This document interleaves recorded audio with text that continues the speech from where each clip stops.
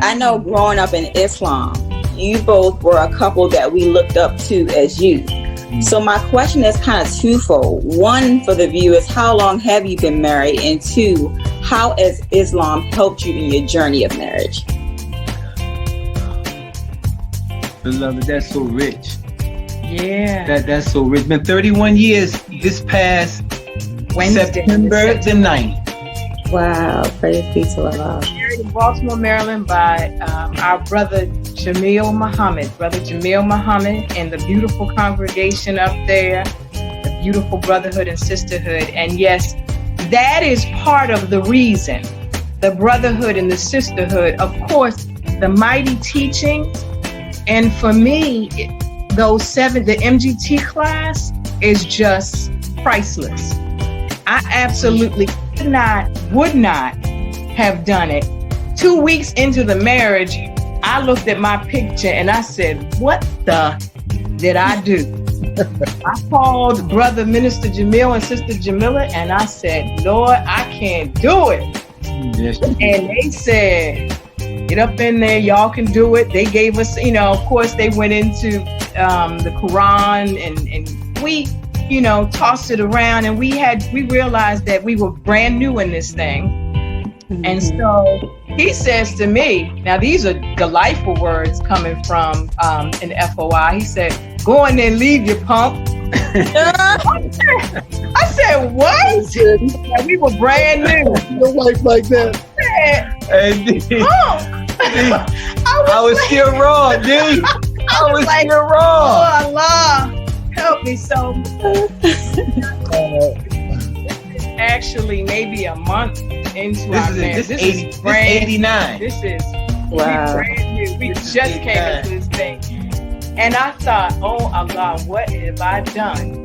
And I realized it was the beginning of our journey. And usually back in the world, I would be like, I'm done, and would be gone.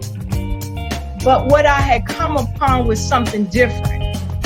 And the minister and his relationship with Mother Khadijah and all that he had been, even in that short period of time, presenting to us about struggle is ordained and after struggle comes ease. That's what we tell everybody is get married. Oh, we don't say it's, the white picket fence and you're going to skip to the loo and this is going to be perfect and this FOI and MGT and we got the teachings. Nope. And so we learned that early on. And I thank Allah for the beautiful sisterhood and brotherhood with the MGT class that really works to lift the woman. And by those 7 years, how to take care of your husband. And now it's even gone a step further in that we have workbooks that help us to work our way through this, learning that Allah is sufficient. That's right. So that you don't make that man God unknowingly, and that you keep Allah in his place. You keep up your prayers, your studies. But I tell you, that MGT class kept me so grounded because it was like AA. I just had to keep coming back. And we had to keep coming back because, you get that ego in there. And I had to learn that early on. I listened to a tape by Sister Ava about the male ego. I tell you, that man been part of my saving grace too. And I realized because I hadn't had a whole lot of instruction and the lecturing about the immense value of the woman. Now this is the first year, not even into a good year. But then as my journey progressed, what kept us there is hearing those words of the immense value of woman. And my husband, I'm speaking a lot, but my husband really tuned into the minister. He would put the minister in his ear and listen, go to sleep on the minister at night and wake up and he would be studying. Every time I see him, he would have a book open. He was studying the teachings. And so he got very, very grounded. That and prayer really helped to sustain us. And he mentions often that the minister says that if a woman is going to work, I'm going to let him talk. I'm just going on.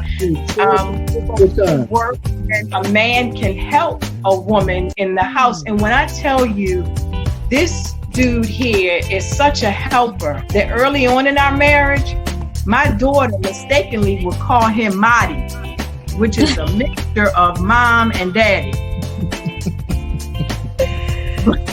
But that's how he received the teachings and began the process that we would have of atoning to each other for even, taking it that far that we would have to speak that way, but just learning more about our roles and our mission, our roles, and our value one to another.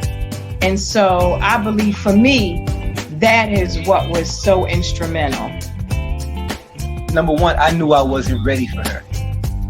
And I reflected on what the Honorable Lord Farrakhan had shared with us that he was taught by his father, Honorable Elijah Muhammad. He said, if you listen to me, I'll have you so smart, you will have the devil wrapped around your finger and you won't even know he exists unless you look at him. Mm-hmm. So that's the role that I took. And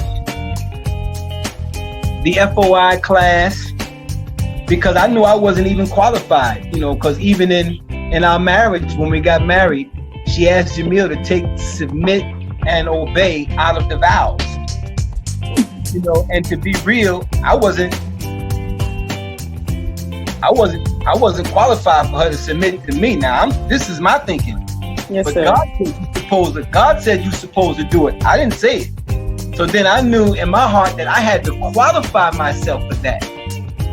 And so as I began to journey in the FOI, it was very difficult for me to submit.